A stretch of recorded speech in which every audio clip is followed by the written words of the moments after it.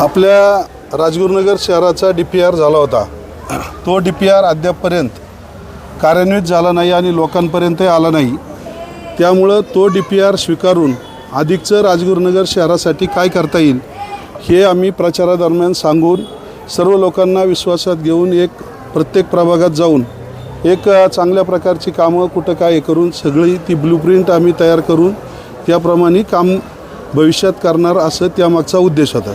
नगर परिषद आणि त्याच्यानंतर काही वर्ष प्रशासक असल्यानंतर अनेक प्रश्न शहरामध्ये प्रलंबित आहेत, त्या संदर्भात तुमच्या काय संकल्पना आहे? प्रशासकीय कालावधीमध्ये जे आत्ता बोलतात की विद्यमान आमदारांना या ठिकाणी पॅनल उभा करता आला नाही, पॅनल जरी उभा करता आला नाही तरी मी आत्ता वस्तुस्थिती सांगितली, परंतु हे स्वतः त्या ठिकाणी आमदार होते प्रशासकीय कालावधीमध्ये 3 वर्ष।